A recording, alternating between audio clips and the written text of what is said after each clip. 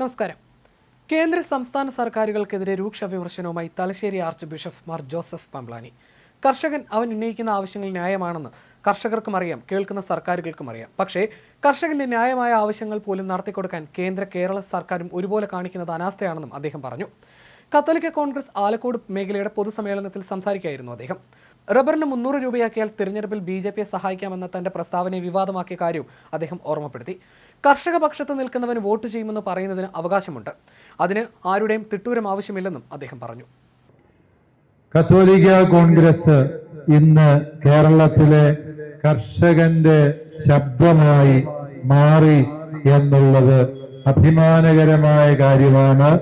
അതിന് കത്തോലിക്ക കോൺഗ്രസിന്റെ എല്ലാ ഭാരവാഹികളെയും ഈ അവസരത്തിൽ ഞാൻ ഹൃദയപൂർവ്വം അഭിനന്ദിക്കാൻ ആഗ്രഹിക്കുകയാണ്.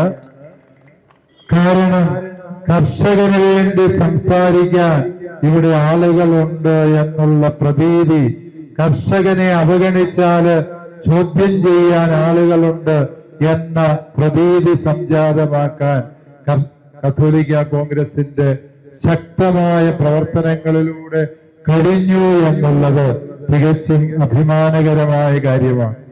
പ്രിയപ്പെട്ടവരെ, ഇവിടെ നാം ഒരുമിച്ച് കൂടിയിരിക്കുന്നത് വളരെ കൃത്യവും വ്യക്തവുമായ ചില ലക്ഷ്യങ്ങള് സർക്കാരിന്റെ മുമ്പിൽ വയ്ക്കുന്നതിന് വേണ്ടിയാണ്.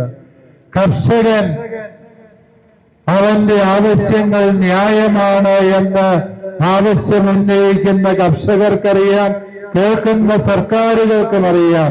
പക്ഷേ കർഷകന്റെ ന്യായമായ അവകാശങ്ങൾ പോലും നടപ്പിലാക്കി കൊടുക്കാൻ ആത്മാർത്ഥത കാണിക്കുന്നില്ല എന്നുള്ളത് കേന്ദ്ര സർക്കാരും കേരള സർക്കാരും ഒരുപോലെ കാണിക്കുന്ന അനാസ്ഥയാണ് എന്നുള്ളത് നമ്മൾ തിരിച്ചറിയുക. കഴിഞ്ഞ തവണ ഇതേ വേദിയിൽ വെച്ച് റബ്ബറിന് 300 രൂപ എന്ന് ഞാൻ പറഞ്ഞപ്പോൾ അത് വലിയ കോലാഹലം സൃഷ്ടിച്ച് എന്റെ പ്രസ്താവന പിൻവലിപ്പിക്കാൻ വേണ്ടി പലരും പരിശ്രമിച്ചതിന് നിങ്ങൾ സാക്ഷികളാണ്. പക്ഷേ അവരുടെ സകലമായ കോലാഹലങ്ങളെയും സാക്ഷി നിർത്തി വീണ്ടും ഞാൻ ആവർത്തിക്കുന്നു, ഈ കർഷകന് റബ്ബറിന് 300 രൂപ എന്നത് നിങ്ങളാരുടെയും ഔദാര്യമല്ല. അത് ഈ കർഷകന്റെ അധ്വാനത്തിന് ന്യായമായി ലഭിക്കേണ്ട പ്രതിഫലമാണ് എന്ന് അല്ലേ ഭരണകൂടങ്ങളെ നിങ്ങൾ തിരിച്ചറിയണം. കർഷകന്റെ പക്ഷത്ത് നിൽക്കുന്നവന് വോട്ട് ചെയ്യുമെന്ന് പറയാൻ കർഷകന് അവകാശമുണ്ട്. അതിന് നിങ്ങളാരുടെയും തീട്ടൂരം ഈ കർഷകർക്ക് ആവശ്യമില്ല എന്ന് ഇതേ വേദിയിൽ ഒരിക്കൽ കൂടി ഓർമ്മിപ്പിക്കാൻ ഞാൻ ആഗ്രഹിക്കുകയാണ്. ഞങ്ങൾ ആലോചിക്കാതെ സംസാരിക്കുന്നവരല്ല, രാഷ്ട്രീയക്കാരെ പോലെ വിൺവാക്ക് പറയുന്നവരല്ല. ഞങ്ങൾ പറഞ്ഞ വാക്കുകളിൽ ഉറച്ചു നിൽക്കുന്നവരാണ് എന്നുള്ള സത്യം ഓർക്കുക. പ്രിയപ്പെട്ടവരെ, ഈ റബ്ബറിന്റെ വില 252 രൂപ വരെയും ഉയർന്നു.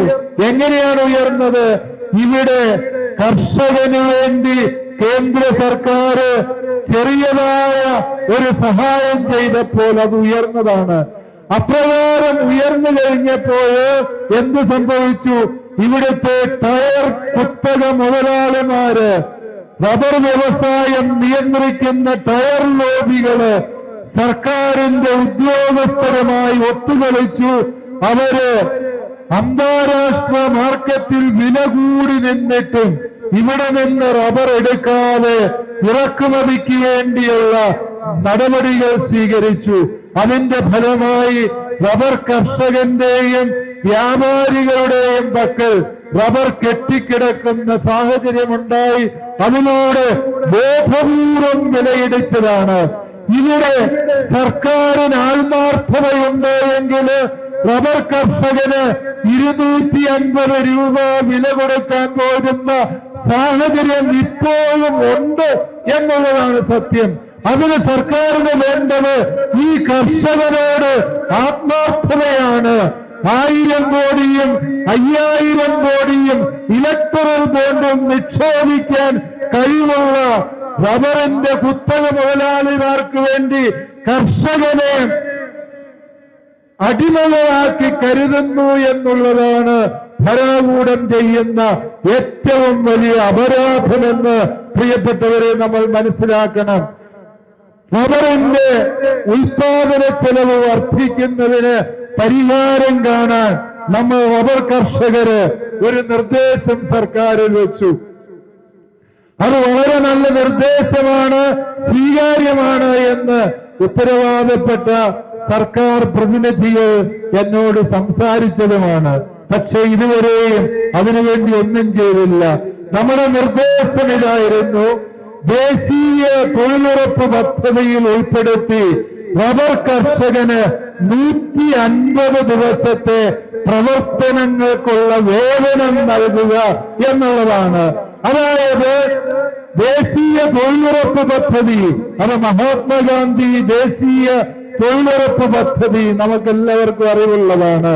ഈ തൊഴിലുറപ്പ് പദ്ധതിയിൽ പല കാർഷിക വൃത്തികളും ഉൾപ്പെടുത്തിയിട്ടുണ്ട് എന്നതും നമുക്ക് അനുഭവസ്ഥമായ കാര്യമാണ്. എങ്കിൽ ഈ റബ്ബർ ടാപ്പിങ്ങും റബ്ബർ തോട്ടത്തിലെ മറ്റു ജോലികളും തൊഴിലുറപ്പ് പദ്ധതിയിൽ ഉൾപ്പെടുത്തിയാൽ എല്ലാ റബ്ബർ കർഷകർക്കും പ്രതിവർഷം 150 പ്രവൃത്തി ദിനങ്ങളിൽ വേതനം ലഭിച്ചാല് കർഷകന് ഇന്നനുഭവിക്കുന്ന ധർമ്മസങ്കടങ്ങൾക്ക് കാര്യമായ ഒരു മാറ്റം സംഭവിക്കും എന്നുള്ളത് സത്യമാണ്.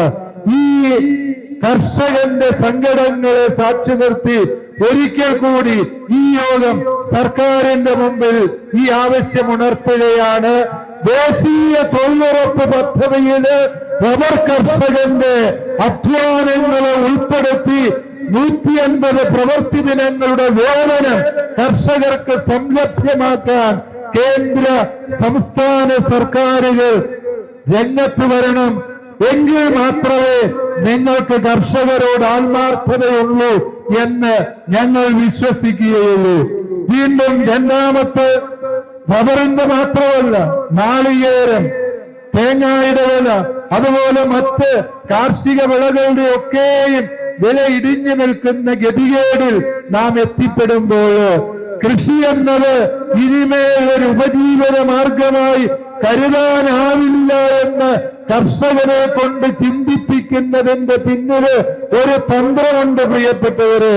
കാരണം ഇവിടുത്തെ കർഷകനെ വഴിയാധാരമാക്കി സകലമായ ഭക്ഷ്യവസ്തുക്കളും വിദേശത്ത് നിന്ന് ഇറക്കുമതി ചെയ്ത് അദാനിമാർക്കും അംബാനിമാരുടെയും സൂപ്പർ മാർക്കറ്റുകള് ഇനി മുതൽ കർഷകന്റെ അഭയകേന്ദ്രങ്ങളാക്കി മാറ്റിയെടുക്കാനുള്ള ബോധപൂർവമായ ശ്രമം കേന്ദ്ര സംസ്ഥാന സർക്കാരുകളുടെ നയവൈകല്യങ്ങൾക്ക് പിന്നിലുണ്ട് എന്ന് സംശയിച്ച് കുറ്റം പറയാൻ പറ്റുമോ? മറ്റൊരു പ്രശ്നത്തിലേക്ക് സർക്കാരിന്റെ ശ്രദ്ധ ക്ഷണിക്കാൻ ഞാൻ ആഗ്രഹിക്കുക.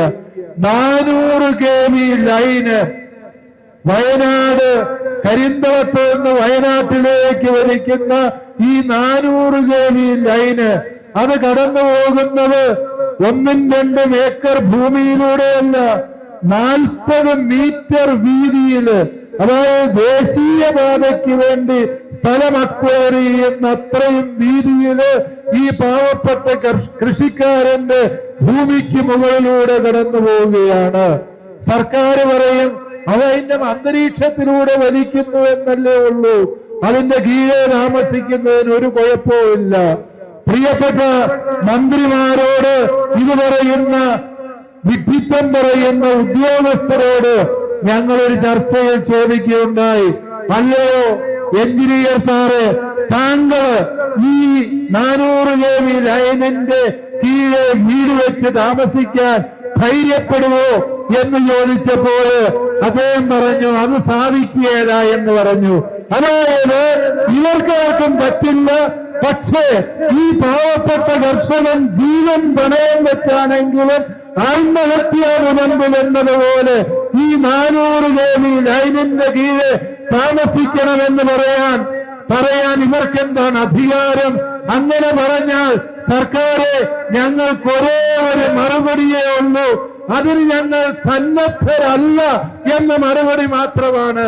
ഞങ്ങൾ വികസനത്തിനെതിരല്ല, മറിച്ച് ഈ 400 kV ലൈനിൽ വലിക്കുന്ന ടവർ അതിനുവേണ്ടി ഏറ്റെടുക്കുന്ന ഭൂമിക്ക് സെന്റിന് 1 ലക്ഷം രൂപ കുറഞ്ഞത് കിട്ടണം. ലൈൻ കടന്നു പോകുന്ന 40 മീറ്റർ വീതിയില് സെന്റിന് 50,000 രൂപ എങ്കിലും നഷ്ടപരിഹാരം തരാതെ 1 മീറ്റർ ലൈൻ പോലും ഈ കർഷകന്റെ മണ്ണുകൂടെ വലിക്കാൻ ഒരു ഉദ്യോഗസ്ഥനും ചുമ്മാ മനക്കോട്ട കെട്ടേണ്ട കാര്യമില്ല. അത് നടക്കാത്ത സ്വപ്നമായിരിക്കും. ദേശീയപാത നിർമ്മിക്കാൻ കേന്ദ്ര സർക്കാർ പദ്ധതിയിട്ടു. അവിടുത്തെ ജനങ്ങൾ സംഘടിച്ചു. നാട്ടിൽ നടപ്പുള്ള വിലയുടെ 5 ഇരട്ടി വില കൊടുത്ത് ഭൂമി ഏറ്റെടുത്ത് ദേശീയപാത നിർമ്മിക്കുന്നില്ലേ?